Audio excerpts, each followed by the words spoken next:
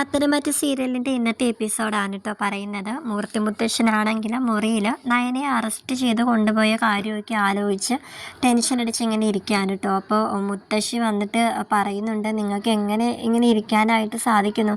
എനിക്കൊരു സമാധാനമില്ല. നമ്മുടെ മോള് നയനമോള് അവളെ ഇപ്പോൾ സ്റ്റേഷനിലല്ലേ, പോലീസുകാരെ അറസ്റ്റ് ചെയ്ത് കൊണ്ടുപോയ കാര്യം ഓർത്തിട്ട് എൻ്റെ ചങ്ക് പൊട്ടി പോവുകയാണ്. നിങ്ങൾ എന്തെങ്കിലും ഒന്ന് ചെയ്യുന്നൊക്കെ ഇങ്ങനെ പറയുകയാണ് കേട്ടോ.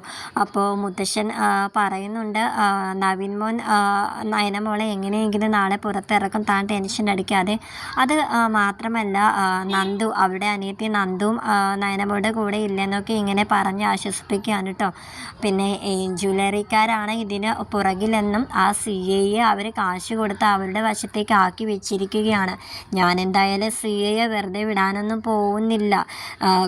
താൻ കണ്ടോ എന്നൊക്കെ ഇങ്ങനെ മൂർത്തി മുത്തശ്ശൻ ഇങ്ങനെ സംസാരിക്കുകയാണ് കേട്ടോ. പിന്നീട് നവീനെ കാണിക്കുന്നുണ്ട്. നവീനെ അപ്പോൾ നന്ദു വിളിക്കുന്നുണ്ട് കേട്ടോ. അങ്ങനെ നന്ദു ഒരുപാട് വിഷമത്തോടെ നവീനോട് സംസാരിക്കുന്നുണ്ട്. എൻ്റെ എല്ലാ സപ്പോർട്ടും നവീനേട്ടനുണ്ടാവും, ഞാൻ കുറച്ച് തെളിവുകളാക്കി തരാം, എൻ്റെ ചേച്ചി എങ്ങനെയെങ്കിലും നാളെ പുറത്തിറക്കണം എന്നൊക്കെ ഉള്ള രീതിയിൽ നവീനോട് നന്ദു സംസാരിക്കുകയാണ് കേട്ടോ. അത് കഴിഞ്ഞിട്ടാണെങ്കിൽ അനിയും നവീനെ വിളിക്കുന്നുണ്ട്. എന്നിട്ട് പറയുകയാണ്, എടാ എങ്ങനെയെങ്കിലും നയനേച്ചി ഇറക്കാനായിട്ട് നീ നോക്കണേടാ എന്നൊക്കെ ഇങ്ങനെ പറയുകയാണ്. പക്ഷേ നവീന് അനി വിളിച്ചത് അത്ര ഇഷ്ടപ്പെടാത്ത രീതിയിലാണ് കേട്ടോ അവനോട് സംസാരിക്കുന്നത്. വിളിക്കേണ്ട ആൾ വിളിച്ച് പറഞ്ഞിട്ടുണ്ട്, അതിന് നീ വിളിക്കേണ്ട കാര്യമൊന്നും ഇല്ല എന്നുള്ള രീതിയിലാണ് കേട്ടോ നവീൻ അവനോട് സംസാരിക്കുന്നതൊക്കെ.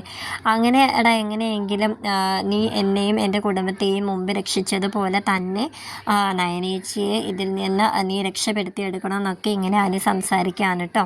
അങ്ങനെ അനിയുടെ മുത്തശ്ശനുമായിട്ട് സംസാരിക്കുന്നുണ്ട്. തെളിവുകളൊന്നും ഇതുവരെ അങ്ങനെ കൂടുതലൊന്നും കിട്ടിയിട്ടില്ല.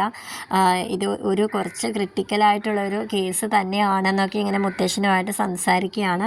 അറിയാലോ, നമുക്ക് ഏറ്റവും വേണ്ടപ്പെട്ട ഒരു കുടുംബമാണ് അനന്തപുരി തറവാട്. അതുകൊണ്ട് തന്നെ നീ എല്ലാ എഫേർട്ടും എടുത്ത നയനെ എങ്ങനെയെങ്കിലും പുറത്തിറക്കിയേ പറ്റും എന്നൊക്കെ ഇങ്ങനെ മുത്തശ്ശൻ നവീനെ ഉപദേശിച്ച് കൊടുക്കുന്നുമുണ്ട് കേട്ടോ. നയനയുടെ വീട്ടിൽ അച്ഛനും അമ്മയും ഇതിനെപ്പറ്റിയൊക്കെ തന്നെയാണ് സംസാരിച്ചുകൊണ്ടിരിക്കുന്നത്. അപ്പോൾ അവർക്കും കുറച്ച് ധൈര്യമൊക്കെ ഉണ്ട്. കാരണം നന്ദു സ്റ്റേഷനിലുണ്ടല്ലോ, നയനയ്ക്ക് താങ്ങായിട്ട് നന്ദു സ്റ്റേഷനിലുണ്ടെന്നുള്ള ആ ഒരു ധൈര്യത്തിലാണ് കേട്ടോ വീട്ടുകാരിയ്ക്കുന്നത്. അതുകൊണ്ട് തന്നെ അവർ കുറച്ച് എന്തായാലും നയനമോൾ എന്തായാലും പുറത്തിറങ്ങും എന്നുള്ള ആ ഒരു വിശ്വാസത്തോടു കൂടി തന്നെയാണ് അവർ രണ്ടുപേരും ഇരിക്കുന്നത്. കാരണം നവീൻ മോനെ അത്രയ്ക്ക് വിശ്വാസമാണ് നയനയുടെ അച്ഛനും അമ്മയ്ക്കും.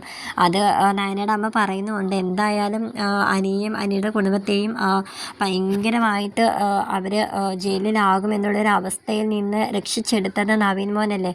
അപ്പോൾ പിന്നെ നമ്മുടെ മോളെ നയനമോളെ എങ്ങനെയെങ്കിലും നവീൻ പുറത്തിറക്കും എന്നുള്ള ആ ഒരു വിശ്വാസത്തിൽ തന്നെ നയനയുടെ വീട്ടുകാരിയ്ക്കുകയാണ് കേട്ടോ. അങ്ങനെ ആദർശ് സ്റ്റേഷനിലേക്ക് വരികയാണ്. എന്നിട്ട് അപ്പോൾ CA അപ്പോൾ ചോദിക്കുന്നുണ്ട്, നീ എന്താ കോടതിയിലേക്ക് ഞങ്ങൾ നയനയെ കൊണ്ടുപോകുന്നതേ ഉള്ളൂ, നീ എന്തിനാ ഇങ്ങോട്ടേക്ക് വന്നത്, നീ കോടതിയിലേക്ക് പോയാൽ പോരായിരുന്നു എന്നൊക്കെ പറഞ്ഞ് CA ആദർശിനോട് സംസാരിക്കാൻ കേട്ടോ. അങ്ങനെ ആദർശും CAയും തമ്മിൽ കുറച്ച് അങ്ങോട്ടും ഇങ്ങോട്ടും ഇത്തിരി രൂക്ഷമായിട്ടൊക്കെ ഇങ്ങനെ സംസാരിക്കുന്നുണ്ട്. എന്നിട്ട് പറയുന്നുണ്ട്, ആദർശ് അപ്പോൾ നയനോട് ചോദിക്കുന്നുണ്ട് കേട്ടോ, നയന നീ ഇന്നലെ ഉറങ്ങിയായിരുന്നു എന്നൊക്കെ ചോദിക്കുന്നുണ്ട്. ഇത്രയും ദിവസം അവൾ ഉറങ്ങുമല്ലായിരുന്നു, ഇന്നലെ ഒരു ദിവസം ഉറങ്ങിയില്ലെന്നും പറഞ്ഞൊന്നും സംഭവിക്കാനൊന്നും പോകുന്നില്ല, എന്തായാലും ഇവരുടെ അനിയത്തി തൊട്ട് ഉറങ്ങിയിട്ടില്ലെന്നൊക്കെ ഇങ്ങനെ പറയാൻ കേട്ടോ നന്ദുവിനെ കുറിച്ച്. അപ്പം നന്ദു പറയുന്നുണ്ട്, ചേച്ചി ഇങ്ങനെ അഴിക്കുള്ളിൽ ഇങ്ങനെ കിടക്കുമ്പോഴത്തേക്കും എനിക്കങ്ങനെ സമാധാനമായിട്ട് ഉറങ്ങാനായിട്ട് സാധിക്കും സാർ. ഇപ്പോൾ സാർ ഇതിനെപ്പറ്റി ഒന്ന് സംസാരിക്കേണ്ടത്, സാർ ഉടക്കാൻ വരുവാണെന്നൊക്കെ ഇങ്ങനെ നന്ദു ചോദിക്കാൻ കേട്ടോ. ആരാ ഉടക്കാനായിട്ട് വന്നത്, നിൻ്റെ ചേട്ടനല്ലേ, നിൻ്റെ ചേട്ടൻ എന്താ ഇപ്പോൾ ഈ സ്റ്റേഷനിലേക്ക് വരേണ്ട കാര്യം, അവൻ നേരെ കോടതിയിലേക്ക് പോയാൽ പോരെ എന്നൊക്കെ ഇങ്ങനെ CA പറയാൻ കേട്ടോ.